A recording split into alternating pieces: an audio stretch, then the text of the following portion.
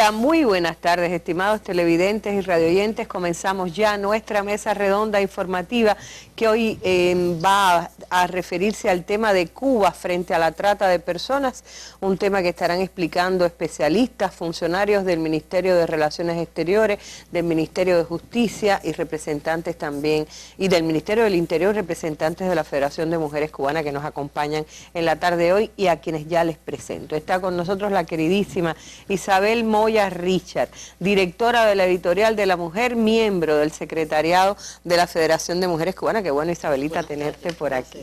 El teniente coronel y máster Joandri González García, que es el jefe de la sección de cooperación operacional de la Policía Técnica de Investigaciones del Ministerio del Interior. Bueno, forma parte de la Policía Nacional Revolucionaria. El licenciado Luis Alberto Amorós Núñez es el coordinador de la Subdirección de Asuntos Sociales y Humanitarios de la Dirección de Asuntos Multilaterales del MINREX, y el máster Israel Ibarra Suárez, que es asesor de la ministra de Justicia de Cuba. Con ellos estamos poniendo este tema hoy sobre la mesa: Cuba frente a la trata de personas. Si le interesa, acompáñenos. Hoy en la mesa redonda. Tolerancia cero es la frase que en el informe define la política del gobierno cubano ante delitos como la trata de personas y el abuso sexual contra mujeres, niñas y niños. Cuba concede particular importancia al combate contra el fenómeno de la trata de personas por ser una forma contemporánea y abominable de esclavitud. La trata de personas es un negocio ilegal, el tercero después del tráfico de armas y de narcóticos. Bueno, y antes de pasar o entrar al tema que nos ocupará esta tarde, vamos a la noticia del día. ¿Y cuál puede ser, si no la votación otra vez absolutamente unánime, podría decirse, considerando que Estados Unidos e Israel, bueno, son la misma cosa prácticamente? El mundo ha vuelto a decir no al bloqueo. Es la noticia que está circulando desde horas de la mañana, antes del mediodía ya. La comunidad internacional había votado el proyecto de resolución presentado por el canciller cubano Bruno Rodríguez Parrilla en la Asamblea General de Naciones Unidas. El bloqueo contra Cuba fue condenado por 188 países, quienes votaron a favor del documento cubano. Solo dos, reitero, Estados Unidos e Israel, votaron en contra. La pizarra también registró 3 abstenciones: Islas Marshall, Micronesia y Palau. Por 22ª ocasión consecutiva, el máximo foro de las Naciones Unidas insta al levantamiento del cerco económico, comercial y financiero impuesto a nuestro país, con daños estimados ya en 1 billón. Es decir, 1 millón de millones, 157.327 millones de dólares. En la Asamblea General, el documento que pide a la Casa Blanca terminar sus sanciones no fue respaldado solo por 2 países, mientras que 3 se abstuvieron, los que normalmente ya ustedes vieron y están siempre en la lista. Vamos a ver, tal cual lo reflejaron las televisoras internacionales.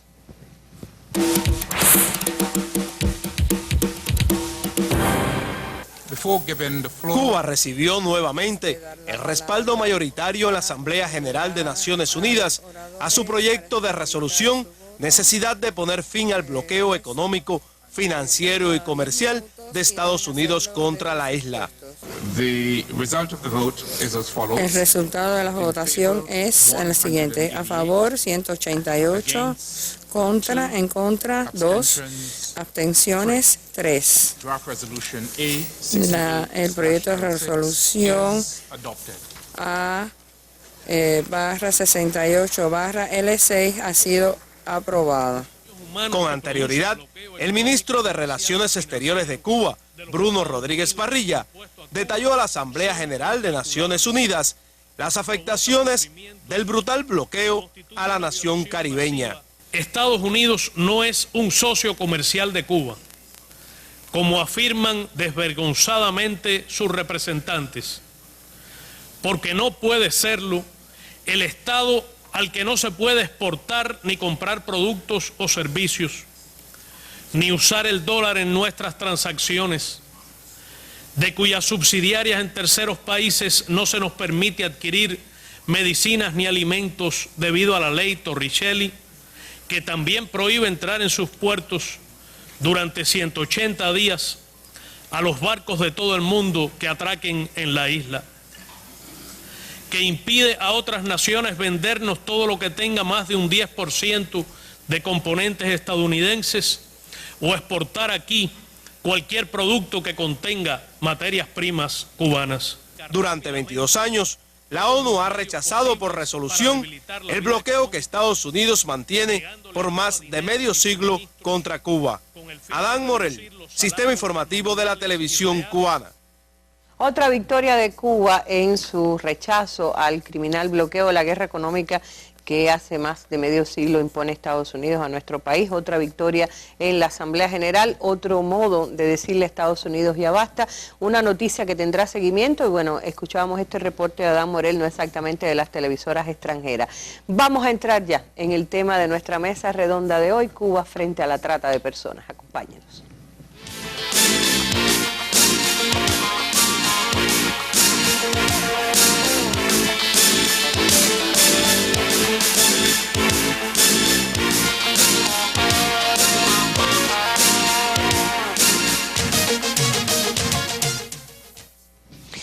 Y en días pasados, la ministra de Justicia de Cuba, María Esther Reus, presentó ante la prensa internacional, en el Centro de Prensa Internacional, un informe de Cuba al respecto y la periodista Gladys Rubio da cuenta en este reporte de lo que aconteció. Realmente era una mesa redonda que debíamos a nuestra audiencia desde la pasada semana, luego de realizarse los debates del Congreso de la Asociación Hermanos Saiz. Lo habíamos necesitado posponer porque se transmitieron los debates del Congreso, pero hoy estamos aquí para hacer el análisis. Es importante que recordemos lo que ocurrió cuando la ministra de Justicia, María Esther Reus, presentó ante la prensa nacional e internacional los detalles de este informe. Tolerancia cero es la frase que en el informe define la política del gobierno cubano ante delitos como la trata de personas y el abuso sexual contra mujeres, niñas y niños. Cuba concede particular importancia al combate contra el fenómeno de la trata de personas por ser una forma contemporánea y abominable de esclavitud, en la que se degrada al ser humano a la condición de objeto y mercancía que se negocia. En el informe presentado por María Esther Reus, ministra de Justicia, se afirma que en Cuba la mayoría de los hechos enfrentados a partir de las actividades de prostitución y proxenetismo no califican como delito de trata de personas, según lo que describe un protocolo de la Convención contra el Crimen Transnacional Organizado de 2000, sino que de manera general existe un vínculo consensuado entre prostitutas y proxenetas para realizar la actividad ilícita, por lo que no es común la intimidación, amenaza o coacción para que se tipifique la trata de personas, según establece el referido protocolo. No existen redes criminales en Cuba asociadas a estos actos, no se registran casos de trabajo o servicios forzados, esclavitud o sus prácticas análogas, servidumbre o extracción de órganos. El informe cita los instrumentos jurídicos que en la isla permiten enfrentar las actividades asociadas a la trata de personas y califica como ínfimos los niveles de 2012 de casos de abuso sexual contra niñas y niños. Relaciona los principales instrumentos internacionales sobre la materia que Cuba ha suscrito y ratificado. Entre ellos, cita la Convención de la ONU contra el Crimen Organizado Transnacional de 2000, la Convención de los Derechos del Niño y otros dirigidos a eliminar la discriminación de la mujer.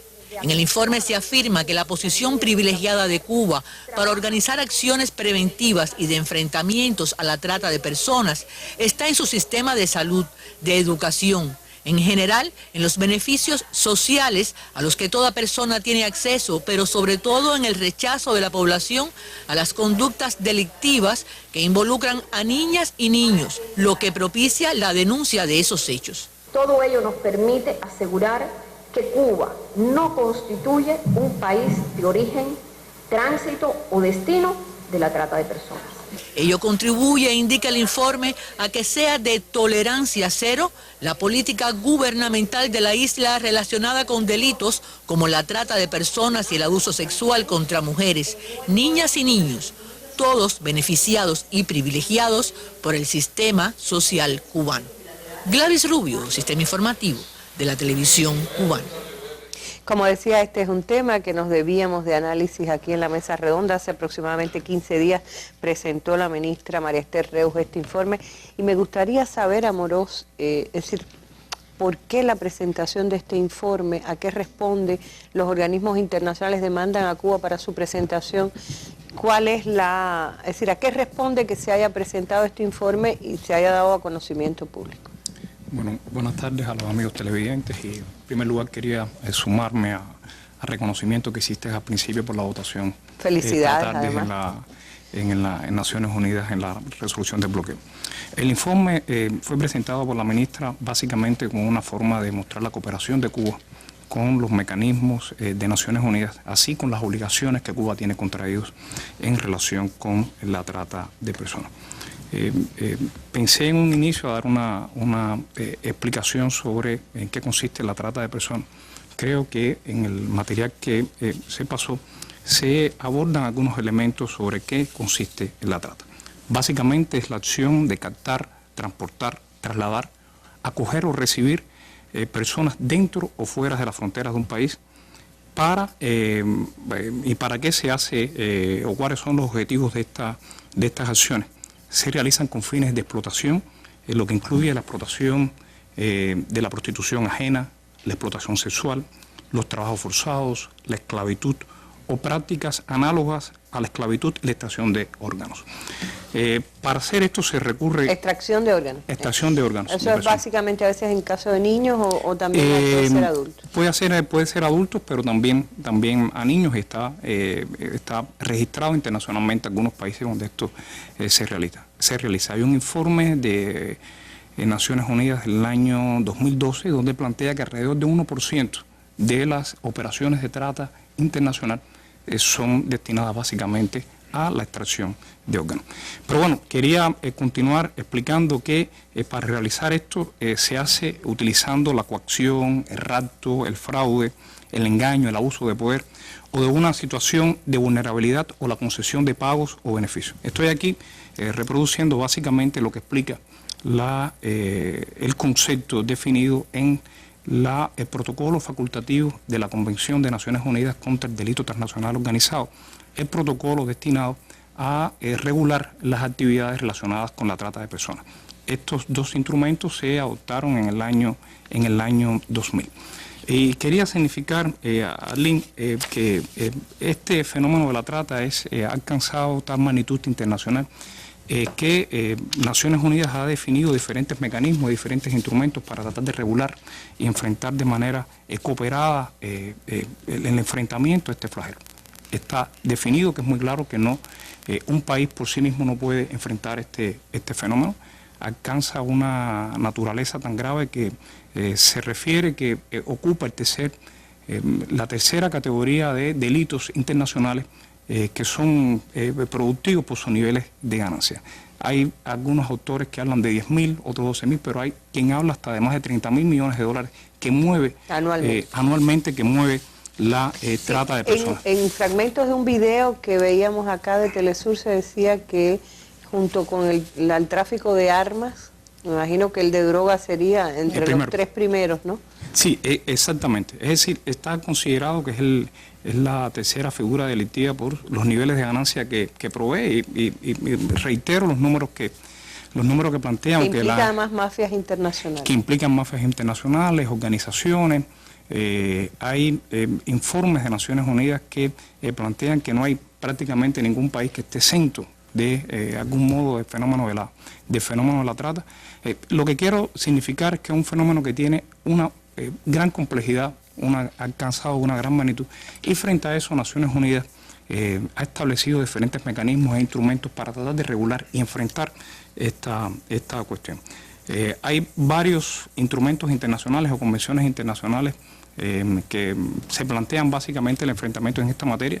La más importante de todas es la Convención de Palermo, ya lo veíamos en material, la Convención contra el Delito Transnacional Organizado que se adoptó en el año 2000 en Palermo, en esa ciudad italiana, y así como varios protocolos, fundamentalmente de protocolos para prevenir, reprimir y sancionar la trata de personas. Están también otros instrumentos que, si bien no están relacionados básicamente con la trata, sí tienen aspectos que regulan esta cuestión. Es básicamente la Convención de los Derechos del Niño, la Convención contra toda la forma de discriminación de la mujer y varios protocolos facultativos de estos o instrumentos adicionales que permiten la aplicación de estos instrumentos. ¿Son de obligatorio cumplimiento para todas las naciones o para todos los firmantes? Para los firmantes y quienes los ratifican. En este caso debo significar que Cuba forma parte de todos estos instrumentos y el más reciente instrumento que Cuba ha pasado a formar parte y que ha ratificado es la Convención contra el Protocolo contra la Trata, que recién este año nosotros hemos formado parte del mismo. Frente a todas esas obligaciones... Perdóname para esclarecerme, sí. Ese protocolo es parte de la Convención de Palermo. Es parte de la Convención de Palermo, es un protocolo adicional, es decir, que permite aplicar la Convención. ¿Va actualizando, no? ¿O con qué objetivo se hacen estos protocolos? Se hace con el objetivo de regular mejor, de manera más específica, ese enfrentamiento al fenómeno. En la medida que se va haciendo más grave también. En la medida que se va haciendo más grave. Entonces, Cuba forma parte de esos instrumentos internacionales, te reitero, como básicamente de este protocolo, y con eso el número de instrumentos internacionales sobre derechos humanos o vinculados con estos temas, de los que Cuba es parte, son ya 44. Es decir, es una alta cifra y demuestra el alto grado de cooperación de nuestro país. Además de esto, a partir de estos instrumentos y además de ellos, existen determinados mecanismos de Naciones Unidas para supervisar la aplicación de estos instrumentos, para controlar y para ver cómo los países cooperan en estos temas. Está básicamente la tercera comisión de la Asamblea General de Naciones Unidas, donde hoy tuvo lugar la votación. Está también el Consejo de Derechos Humanos. Hay una conferencia de los estados parte de la Convención de Palermo, un grupo de trabajo de esta convención, y a través de todos estos mecanismos es necesario a ellos tributar determinada información que demuestran que un país está cumpliendo con las obligaciones que contrajo en relación con sus compromisos en materia de trata de personas. Yo quiero significar también, Arlene, que además de esta cooperación que Cuba mantiene con estos mecanismos de Naciones Unidas, también desarrolla otro tipo de cooperación, es decir, de un tipo más, si se quiere, más bilateral con otros países. Y en este caso quiero significar también que Cuba ha suscrito decenas de convenios de cooperación en el ámbito de asistencia judicial con otros países, donde de algún modo puede haber también algún componente de trata.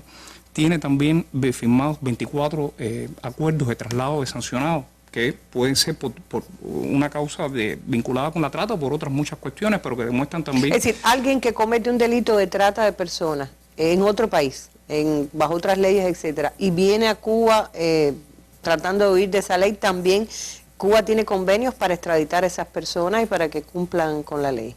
Tiene acuerdos para, una vez sancionados en Cuba, puedan trasladarse también, cumpliendo acuerdos de cooperación, puedan y cumplir su condena en otro país. Es básicamente lo que se plantea con la cuestión sobre traslado de sancionados, y está también la cuestión de la extradición. Es decir, Cuba también tiene firmado acuerdos de extradición con un grupo de países, son 11 acuerdos en este caso lo que tenemos firmado. Y quería también significar que Cuba tiene acuerdos de cooperación con organismos especializados en materia ya básicamente de enfrentamiento, y básicamente a través del Ministerio del Interior tiene acuerdos de inteligencia en tiempo real con otros servicios policiales en el mundo, con la Secretaría de Interpol y con sus oficinas centrales en otros, es decir, las oficinas centrales de Interpol en otras naciones, en otros países. Quería dar toda esta panorámica para explicar que el informe presentado por la ministra se inscribe en toda esa amalgama de compromiso de Cuba en tributar información sobre estas cuestiones y al mismo tiempo cooperar con estos instrumentos internacionales y demostrar su compromiso de cooperación en el enfrentamiento a todas estas figuras. Es decir, no es que ningún organismo ha dicho Cuba tiene que rendir una información, es una información que Cuba hace pública, pero que forma parte de su relación normal con estos organismos. Con estas organizaciones. Yo creo que se inscribe también en el marco, por ejemplo, recientemente nuestro país presentó su informe ante el mecanismo de examen universal del Consejo de Derechos Humanos. El EPU. El EPU. Allí hubo reconocimiento, por ejemplo, de varios países a la política cubana en relación con el enfrentamiento a figuras de este tipo. También recientemente nuestro país presentó informes nacionales ante órganos de tratados como el comité que regula la Convención contra toda la forma de discriminación, el CEDAW. En esta mesa redonda estuvo la ministra de Justicia que encabezó nuestra delegación y otros compañeros y compañeros que la acompañaron a ella en la presentación del informe. Y en este escenario también se demostró que nuestro país tiene un alto reconocimiento internacional en los foros de Naciones Unidas por su gran compromiso en esta materia. Bueno, quería justamente con Ibarra esclarecerme un poco más en detalles de qué dice en esencia el informe que presenta María Esther Reus, que presentó ante la prensa algunos fragmentos que nos hacía conocer Gladys Rubio, como la tolerancia cero, que quiero que después me explique un poquito qué quiere decir, pero el informe en esencia, ¿qué dice el informe de María Esther? Sí, buenos días, Aileen, buenas noches y a todas las televidentes también. Bueno, yo creo que es importante, el informe ha sido divulgado, se ha visto, pero es importante precisamente saber qué dice ese informe, qué reflejó ese informe. Bueno, ese informe reflejó, en primer lugar, el compromiso de Cuba de luchar precisamente contra este crimen transnacional, contra esta forma realmente muy peligrosa de delito, un delito que no es moderno, delito que la comunidad internacional, a través de las épocas del año 1904, comenzó a perseguir. Se le conocía como trata de blancas, por eso en muchas ocasiones cuando se habla de trata de personas se confunden precisamente con lo que antiguamente se llamaba la trata de blancas y se cree que es nada más que el fenómeno de la prostitución. Amorós explicaba que no necesariamente es solamente el fenómeno de la prostitución, es decir, incluye la servidumbre, incluye el tráfico de órganos como algo bien grave, bien peligroso, y que demuestra la falta de escrúpulos, la falta de sensibilidad humana, la falta de todos los principios que puede tener una persona, el respeto a la vida, siempre con el ansia de ganar.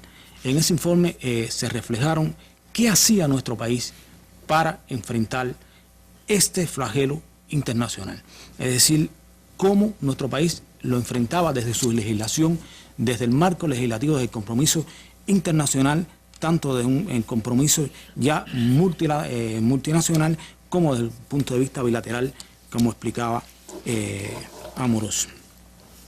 Aquí creo que también, para que se entienda, los televidentes entiendan, es preciso decir que hablamos de trata y no de tráfico de personas. Son modalidades distintas. Es decir, no es las personas que se dedican a la migración ilegal y a la salida de personas ilegales. Es otro tipo de trata, es específicamente trasladar personas con fines de explotación. Con fines de lucro, de explotarlas. De explotación, porque en el tráfico también hay un fin de lucro. Claro, es un fin de lucro que es consentido, independientemente que el tráfico se haga en condiciones infrahumanas, independientemente que no se cumpla un grupo de compromisos. Usted paga, usted consiente para que lo trasladen a otro país. Y cuando usted llega a ese país, inmediatamente su vínculo con la persona que lo trasladó cesa. En este caso es distinto. Aquí usted no consiente, a usted le engañan. Usted le aplican fraude, le aplican engaño, amenaza, coacción. Y cuando llega a su lugar de destino es cuando realmente comienza lo más peligroso, lo más dañino, lo más abominable de este crimen. Déjame precisar, puede ser, por ejemplo, una persona que le dicen, bailas, cantas, te voy a llevar a un contrato en cualquier país en Europa o en Canadá, Estados Unidos, etcétera. Esa persona viaja con esa persona convencida que va a un contrato y allí resulta que la van a usar para la prostitución, le retienen el pasaporte, no la dejan salir hasta que no tienes que pagar el pasaje, por ejemplo, casos que se han dado realmente en Cuba y en otras partes del mundo. Así es, Eileen. Y bueno, lo más peligroso es que muchas veces nunca se paga, se retira la documentación, se mantiene esa deuda permanentemente porque entonces le siguen sumando cosas, pero además esto proviene precisamente de crímenes organizados, de bandas de delincuentes, proviene ya de explotar a la mujer, no solamente en la prostitución es lo que siempre vemos, puede ser la servidumbre, puede ser extraerle un órgano, puede ser, en este caso concreto también, utilizarla para cualquier actividad, pero siempre explotando una forma de esclavitud como tal o cualquier práctica análoga. Es decir, que eso es importante saber. Aquí ese consentimiento no hay. Ese fin es y también otra diferencia es que en el tráfico siempre hay que trasladarla a un país distinto.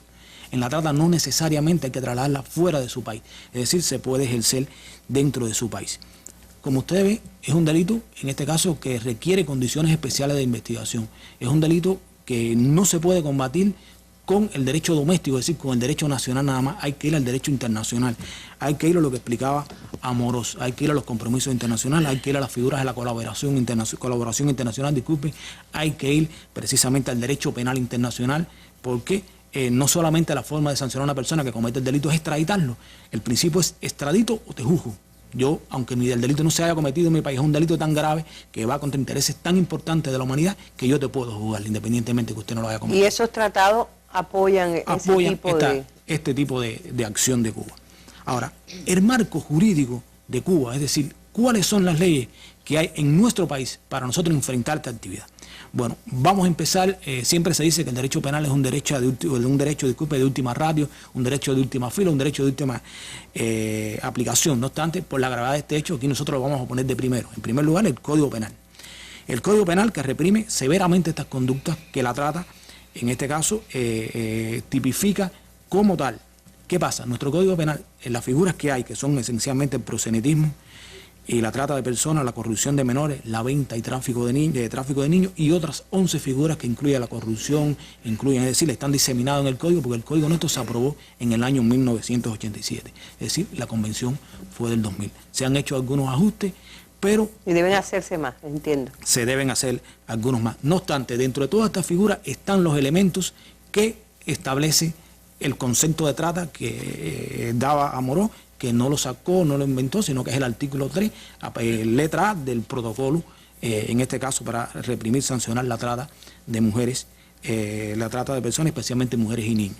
Entonces, ese Código Penal, con esas figuras delictivas, también tenemos un enfrentamiento administrativo, es decir, que no llega a los tribunales, que no implica una sanción desde el punto de vista de prisión, otro tipo de sanción con internamiento o sin internamiento, sino que pueden ser sanciones de multa, puede ser simplemente expulsiones. Desde la propia frontera nosotros tenemos creadas las condiciones para poder enfrentar ese fenómeno. Así tenemos, por ejemplo, el decreto 277 de 2005, que se refieren a las violaciones del régimen aduanal, es decir, que lo aplica la Aduana General de la República en el paso de frontera. Esta persona puede estar determinada porque traiga determinadas condiciones, porque esté reflejado, aunque en Cuba no existe la lista, en una lista de esto, porque tenga una conducta manifestado, pornografía, cualquier situación de esto, se le aplica esa multa y puede ser reembarcado.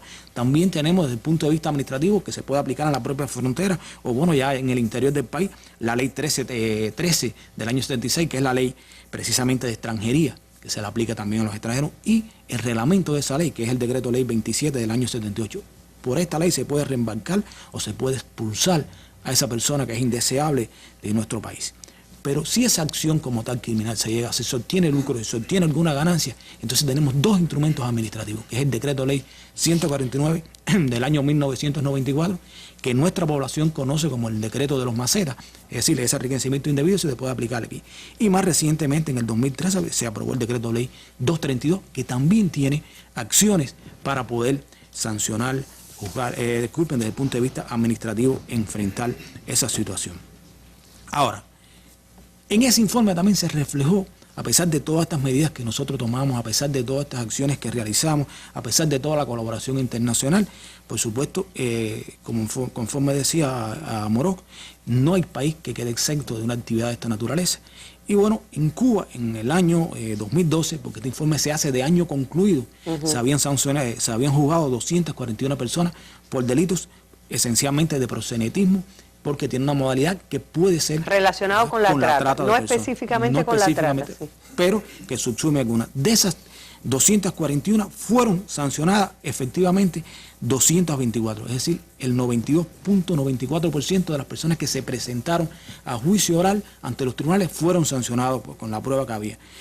De ese total, 143 sancionados recibieron sanciones de privación de libertad, es decir, el 63.8%, lo que demuestra la política severa de nuestro Estado y nuestro gobierno en relación a esa conducta. Hay 45 trabajo correccional con internamiento, que también es una medida, en este caso, educativa. Ahora, de todos esos casos, solamente 14 casos tenían alguna conducta que tipificaban en lo que la legislación internacional reconoce como trata. Todos fueron sancionados severamente y se le impusieron sanciones privativas. 14 personas, no casos como tal. Claro, es decir, no quiere decir... Son sanciones muy fuertes. Sanciones muy severas. A eso se refiere cuando dice la ministra tolerancia cero. Tolerancia e impunidad cero. Es decir, nosotros estamos realmente comprometidos a que eso no se dé. Ahora, hay que tener muy presente algo. Los rasgos que demuestran este crimen transnacional en Cuba no se dan, es decir, no hablamos de banda, en Cuba no existe banda que se dedique a esta cosa, en Cuba no existe, no se les retira pasaporte a las personas, no existe ninguna de esto. Y estamos totalmente convencidos que Cuba, como se ha dicho también, no es un país de origen, no es un país de tránsito y mucho menos un país de destino. Y bueno, ese compromiso nuestro existe no solamente por el hecho de lo grave que es el delito, sino por las consecuencias que esa acción criminal genera en las víctimas. Es decir, eso genera realmente daños físicos, daños psíquicos y daños sociales. Y por tanto, el gobierno cubano tiene la obligación concretamente de sancionar severamente. Por eso es que planteamos que tolerancia ante esos hechos es cero de nuestro país. Bueno, interesante además porque, como usted decía, es un delito del que no está exento ningún país. Pero cuando se viaja a otras partes del mundo y se conocen otras realidades, se ve cómo operan estas mafias. Yo les propongo ver un fragmento de un reporte reciente de hace algún tiempo que transmitió Telesur desde Argentina y un poco que se vincula con esa telenovela que está transmitiendo el canal Cuba Multivisión en las tardes. Vamos a ver este reporte de Edgardo Esteban desde Argentina. Miles de mujeres son víctimas cada día de mafias internacionales que las condenan a la explotación sexual y servidumbre. Como así también, cientos de menores son sometidos en fábricas o exportados por el consumo de los países más ricos. Hay conciencia, primero, de qué hablamos cuando hablamos de trata, ¿no? De que estamos hablando de comercio, de un negocio infernal. Además de la prostitución y la explotación pornográfica, la trata de personas afecta también a las que se ocupan en el servicio doméstico. La trata de personas es un negocio ilegal, el tercero después del tráfico de armas y de narcóticos, manejado por mafias internacionales que mueven unos 12 millones de dólares al año. Bueno, realmente, Isabel, tú como buena federada y además como mujer que está al tanto de lo que se transmite, decía hoy, ¿no lo has visto? La novela Vidas Robadas tiene mucho que ver con el fenómeno de las mafias internacionales. Es algo tan ajeno a la realidad cubana, por lo menos en cuanto a mafias. No estamos exentos, como decía Ibarra, claro, pero en cuanto a mafias y grupos que operan de ese tipo. Me gustaría saber también cuál es la visión desde las organizaciones, particularmente de la Federación de Mujeres Cubanas, sobre este tema. Sí, bueno, muy buenas noches a ti y a la audiencia, por supuesto. Efectivamente, la novela que transmite Multivisión, Vidas Robadas, aunque por supuesto es ficción y responde al melodrama, ilustra muy bien esto que han venido hablando tanto el compañero Amorós como Ibarra. Se pone de manifiesto la manera en que operan esas redes, la corrupción, etcétera, ¿no? Y por suerte, lo veíamos muy bien, no se da así en nuestro país. No se da así en nuestro país porque nuestra revolución profundamente humanista tiene precisamente una vocación de dignificar a las personas. Y las personas han estado en el centro de las políticas y de las acciones. Sin embargo, a pesar de ello, todavía hay una serie de condiciones a nivel de la familia, a nivel de determinados hogares, situaciones socioeconómicas, que en un momento pueden dar como resultado y como consecuencia acciones como las que hemos visto, en las que hay tipificado alguna forma o algún elemento de trata. Por tanto, yo diría que hoy el trabajo fundamental, no solo de las organizaciones no gubernamentales, sino también de otras instituciones gubernamentales, está en incidir en ese espacio que hay entre determinadas condiciones de vulnerabilidad social y estas actitudes. En ese espacio, vamos a decir, de mediaciones subjetivas, microsociales, macrosociales, se ha ido tejiendo como una red, como una malla de acciones para prevenir, porque como muy bien decía Ibarra, las huellas que quedan en las personas que han sido víctimas son imborrables, independientemente. Sí, a mí me llama la atención porque tanto Amorós como Ibarra hacían énfasis, si bien se llama trata de personas, hablan especialmente de las mujeres y los niños, la vulnerabilidad especial que pueden tener ambos. ¿Por Exactamente. Bueno, en el caso, te decía, particular de Cuba, es porque se ha visto que la relación, cuando se da algún tipo de elemento que tenga, diríamos, connotación de trata o tipificado como trata está relacionado al proxenetismo y la prostitución. Entonces, en este sentido es que se trabaja para establecer mecanismos de prevención. ¿Por qué? Porque no es suficiente con el enfrentamiento, que está muy bien, no es suficiente con la atención a las víctimas, que es correcto. Lo ideal sería prevenir que estas conductas afloren, que estas conductas se den.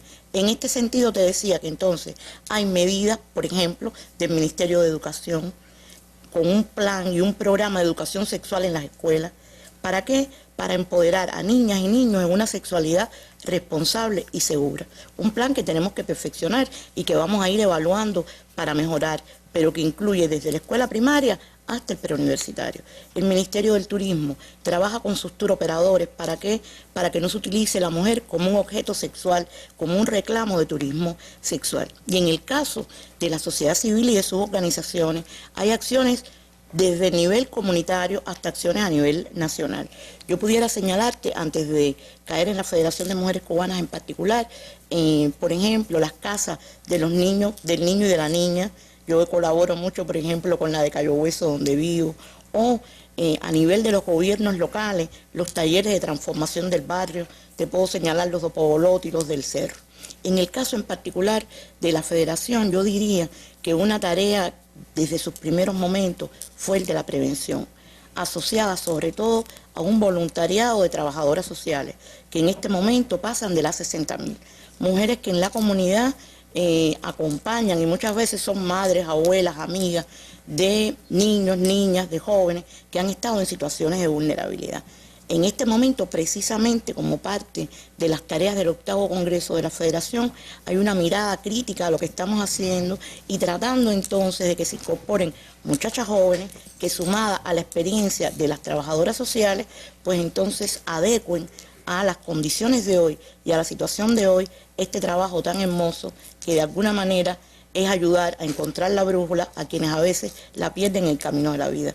Claro, se trata de, vamos a ver, yo les propongo que veamos el trabajo a que alude Isabelita, particularmente relacionado con las casas de orientación de la mujer y la familia, que forman parte de ese núcleo, de esa red de las organizaciones a nivel del barrio, de la sociedad, que tratan de evitar que se produzca lo que después solamente puede ser fuertemente sancionado, y lo mejor es que no llegue a haber sanción porque no haya delito. La prevención, el papel que juegan las casas de orientación de la mujer y la familia.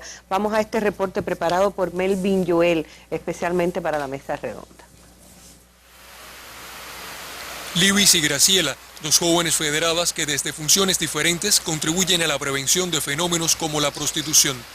Con solo 2 años de ejercicio como trabajadora social voluntaria, Graciela ya tiene historias interesantes que compartir. Es un caso de un adolescente que tenía riesgo de prostitución y que dejó la escuela, dejó los estudios primeramente, trasnochaba, ya empezaba a consumir bebidas alcohólicas, partiendo de que provenía de una familia vulnerable, que su padre era alcohólico, la madre no le prestaba la debida atención y bueno, esta niña comenzó a despuntar, ¿no?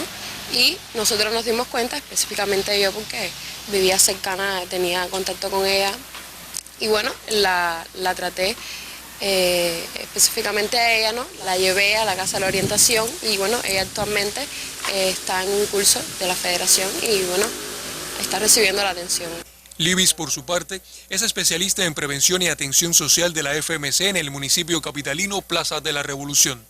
Cuando nosotros capacitamos a las trabajadoras sociales, que le damos charlas sobre valores, sobre responsabilidad, sobre que la mujer no es un objeto en esta sociedad, sino que es una parte muy importante en ella, para que las trabajadoras sociales lleguen a la base y sepan que ellas cuentan con nosotros, que ellas pueden dirigirse a cualquier problema, porque el principal objetivo de nosotros es la prevención, que los problemas no lleguen a agudizarse, que los podamos atender a tiempo, antes que ocurran las situaciones. Y entonces, por eso es que nosotros hablamos con ellas para que ellas puedan llegar. Porque bueno, nosotros directamente no podemos, son muchos bloques, muchas delegaciones, entonces nosotros, cada bloque hemos logrado, en estos momentos, que cada bloque tenga una trabajadora social. Liwis y Graciela son herederas de una tradición en el trabajo social preventivo que tiene en la Federación de Mujeres Cubanas a un pilar indeclinable. Melvin Joel, Sistema Informativo de la Televisión Cubana. Bueno, cuando no funcionan debidamente los mecanismos de prevención y atención social, y entonces llegamos al punto en que aparecen las víctimas y aparecen los victimarios. Vamos a hablar con quienes tienen la responsabilidad de operar contra esos delitos y hacer que prevalezca la tolerancia cero, la impunidad cero también, ¿no? Y la inmunidad cero para cualquier tipo de estos delitos sancionados. Yoandri, ¿cómo actúa el Cuba y sus instituciones, en este caso la policía, cómo actúa en relación con esto, conociendo que hay una parte que son víctimas, que no hay participación en el delito, en cómo actuar frente a este fenómeno? Bueno, yo considero que antes de iniciar la explicación sobre los órganos especializados que tenemos para el enfrentamiento a estos delitos vinculados a la trata de personas, es necesario apuntar un elemento que creo que es fundamental y creo que es la esencia del informe, que es precisamente todo este entramado social de atención, de prevención, la principal fortaleza que tiene hoy el Estado y el gobierno cubano para enfrentar la trata. Sin eso sería casi imposible nosotros mostrar los resultados que hoy se muestran en el informe de tan solo 9 casos enfrentados con conductas típicas al analizar el concepto de trata. No obstante, como se ha venido explicando, existen factores de riesgo, existen vulnerabilidades que provocan o que facilitan que algunas personas de estas caigan en este tipo de actividad. Para ello, además de la Casa de Orientación a la Mujer y a la Familia, además de las oficinas municipales, de la Fiscalía, a la cual pueden acudir también las personas en busca de orientación sobre este tipo de actividad, el Ministerio del Interior cuenta también con sus instituciones propias. Lo principal es la estación de la policía. Si toda persona en busca de orientación, tanto para ella como para un amigo, un familiar, etcétera, puede acudir a la estación de policía a buscar esa orientación, pero también hacer la denuncia correspondiente. La estación de policía, como organización máxima de la comunidad, también cuenta con una figura que es la figura de jefe de sector, al cual también ese vecino con el cual interactúa el jefe de sector puede acudir en busca de orientación.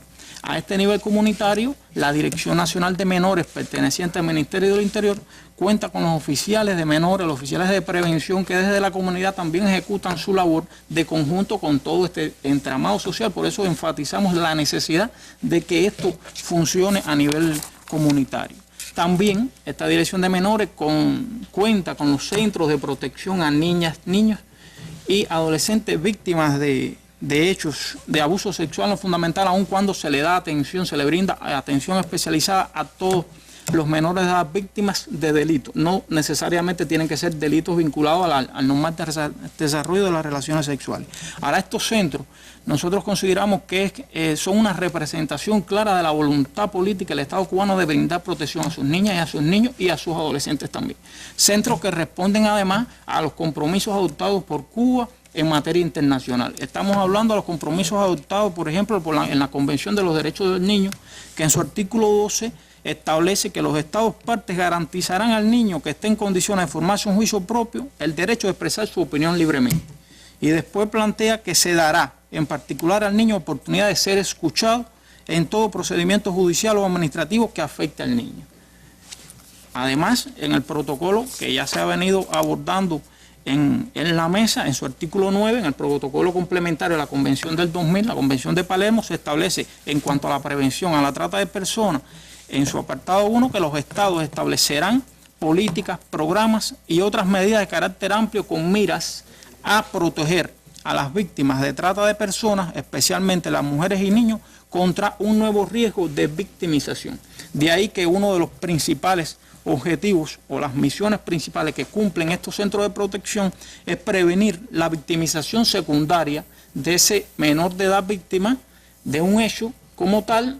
En este proceso de exploración se busca la obtención de una exploración válida como un elemento de prueba durante el proceso penal que posteriormente o que se viene a iniciar en relación con este hecho en particular. Y sobre todo evita la participación de este menor de edad en la vista del juicio oral. Esos niños no son sometidos a juicio, no son llevados a los tribunales. Se evita que la víctima vaya, en el caso de los menores de edad, vaya a juicio, porque con ello estamos evitando la victimización secundaria, que ese menor de edad reviva allí cuando tenga que contar por el proceso traumático que sufrió, tenga que volverlo a contar, aun cuando en caso de ser necesario que acuden a la vista oral, se establece un conjunto de medidas en ellos. La exploración allí no se realiza directamente en la sala, se dice una sala contigua y se adoptan otras medidas especiales. Estos centros además, ¿qué permiten? Permiten brindar servicios especializados a la familia, orientar a la familia sobre si el menor de edad tiene necesidad de recibir otros servicios de atención psicológica, se le brinda acompañamiento en los casos estos que resulten necesarios participar en la vista. También se realizan investigaciones que permitan trabajar en la prevención del abuso sexual infantil como uno de los principales objetivos del centro, y se brinda capacitación a todos estos conjuntos de factores, actores sociales que participan tanto en materia de prevención como de enfrentamiento. Es importante acotar que toda esta etapa de exploración que se desarrolla está integrado por un conjunto de etapas, ¿no?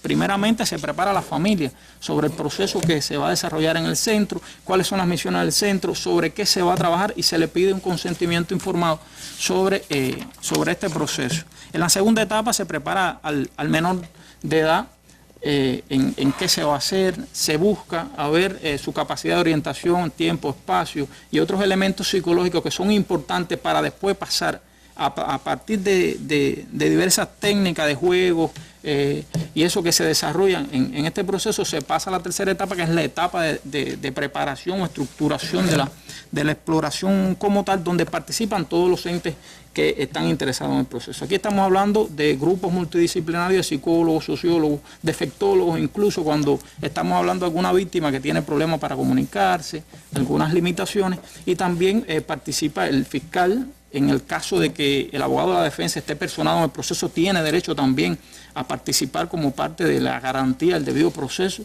Participa, por supuesto, los familiares o el tutor que acompaña a esa víctima, y se prepara la exploración. Posteriormente se pasa a la etapa de ejecución como tal de la exploración, para lo cual se cuenta, como se pone en pantalla, se cuenta con un local totalmente hermetizado, un local con toda la privacidad necesaria, donde participa solamente aquel instructor penal especializado en explorar menores de edad y el menor. Y en una sala contigua van a participar entonces el resto de los especialistas o personas interesadas en el proceso, que tienen la posibilidad, a partir de la técnica de audio y video que se garantizan en este centro, de tener un contacto con el que explora para orientarlo tanto en las preguntas que hay que hacerle, qué se necesita para el proceso, especificar, esclarecer, como también los psicólogos dan seguimiento al proceso para evitar esa doble victimización de la cual estamos hablando. Y posteriormente, bueno, finalmente se termina la exploración, se filma todo este proceso, se presenta como parte de una prueba ante la vista de juicio oral, y hay una quinta y última etapa, que es la intervención psicológica, donde nuevamente se contacta con la familia, se le explica qué conducta mantener ante esa víctima, se le remite en caso de ser necesario, y también se busca desculpabilizar también tanto a la familia. A veces las familias se sienten culpables del proceso por el cual sufrió ese hijo, ese hermano, ese familiar, y a la misma víctima, que en ocasiones se sienten culpables del mismo. Esto es para la parte preventiva. Creo que juega un papel importante el trabajo que tienen estos centros. Habíamos olvidado especificar, tenemos 3 en el país, uno en La Habana, uno en Villa Clara y uno en Santiago de Cuba, y en el resto del país se adoptan medidas complementarias que garantizan todo este proceso de acuerdo a las normas internacionales establecidas. Ahora, en el orden del enfrentamiento, la Dirección General de la Policía y la Dirección de Investigación Criminal de Operaciones del Ministerio del Interior cuentan con órganos especializados para enfrentamiento de este tipo de delitos. Estamos hablando de un delito que no es un delito, es un delito de detección. Hay que investigar, hay que detectar, porque no se ve a simple vista, por lo menos en la sociedad cubana. Sabiendo lo sancionado que es, por supuesto, se hace muy escondido. De ahí que se necesita investigar y contar con órganos especializados. Y aprovechamos la ocasión también para alertar sobre el papel que debe jugar tanto la familia como la comunidad para prevenir y para también denunciar esos hechos que en un momento determinado al final tienen lugar en nuestra comunidad. De ahí que, como explicábamos, nosotros no escapamos a las tendencias internacionales, existen afectaciones al país y el Ministerio del Interior, acorde con esta política de relaciones internacionales que mantiene el país, mantenga una política de consolidación de las relaciones en el orden policial. Ya Moro lo venía acotando, Ibarra también. Nosotros hoy mantenemos relaciones con 29 servicios policiales en materia de cooperación policial con la Interpol a través de sus oficinas centrales y la Oficina Central Nacional de Interpol Habana. Ahora, ¿cómo se materializa esta cooperación? A partir de alertas. Otros servicios nos han alertado del 2003 a la fecha, 2010 a la fecha, disculpen, nos han alertado por lo menos 16 personas que tienen antecedentes o que están siendo controladas por sus vínculos con hechos de abuso sexual infantil que han incidido en Cuba. Nos ha permitido esto que mantener control en la frontera, tanto en entrada como en salida. Nos ha permitido mantener un control durante su estancia en el país, demostrándose o comprobándose que no han ejecutado la actividad y sobre todo intercambiar con el exterior. Nosotros estamos abiertos al intercambio con el exterior, a fortalecer esas relaciones de cooperación ante un hecho que se detecte, iniciar en unas investigaciones cooperadas, fortalecer esa cooperación que es necesaria porque, como se planteaba, Cuba por sí sola no logra enfrentar un fenómeno que es internacional, que es transnacional. Claro. Gracias a Yoandri por esta explicación tan amplia que nos daba. De todas maneras, yo quería volver brevemente, quizás con Amorós, quizás con Ibarra, que nos puedan redondear un poquito en torno a esto, porque en la explicación que nos daba el teniente coronel hay un poco, digamos, de centralización en los niños, que el cuidado especial que tiene el Estado cubano en que no se produzca, y por la tendencia mundial que hay también a tratar de utilizar a los niños en este tipo de trata. Es eso lo que también ubica que estemos concentrados en la protección de mujeres y niños. Sí, quería decir Ibarra. Sí, Ailén, realmente es un delito que ataca a cualquier segmento de la sociedad, pero las mayores víctimas, las personas más vulnerables, son precisamente las mujeres y niños. Si vamos al propio instrumento internacional que lo regula, el protocolo para reprimir y sancionar la trata de mujeres, especialmente mujeres y niños. Es decir, realmente cualquier persona puede ser sometido a la trata. Cualquier persona, el mismo hombre que una mujer, un niño que una niña, es decir, todo el mundo puede ser sometido. Pero la protección, las víctimas fundamentalmente son estas personas.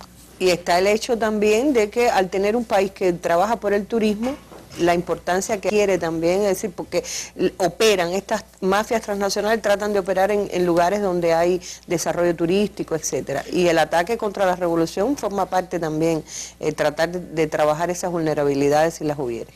Sí, yo estoy de acuerdo con eso, Ailén, pero quería mencionar un dato que menciona en Naciones Unidas en su último informe, donde explica el tema de la trata de personas, su comportamiento internacional. En ese informe se plantea que entre un 55 y un 60% de las personas objeto de trata son mujeres. Se habla también de entre un 15 y 20% serían niñas, y se habla de otro 10% de niños. Y como ves, la parte ínfima de esa proporción se aplica a hombres. Es decir, no solo se trata de un fenómeno que esté tipificado, esté concentrado hacia países donde, como el nuestro, tienen hay una importancia en el sector turístico, sino que es un fenómeno internacional. Así es como ocurre en el mundo y está muy claro que ese es el fenómeno que ocurre.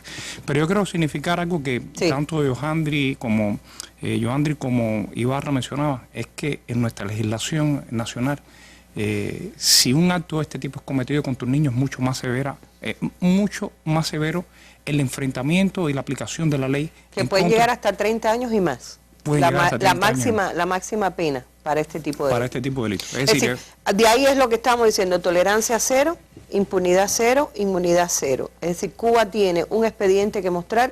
El hecho de que hablemos hoy de la trata de personas y cómo Cuba lo enfrenta, se trata sobre todo, en primer lugar, de la prevención, de que Cuba tiene un 0,09%, ¿no?, de niños como víctimas de delitos sexuales. En sentido general, no necesariamente de trata. No necesariamente, de hecho no son de trata. La trata no es un fenómeno en Cuba. No es un fenómeno en Cuba. Es una afirmación que hace categóricamente el gobierno cubano con las pruebas.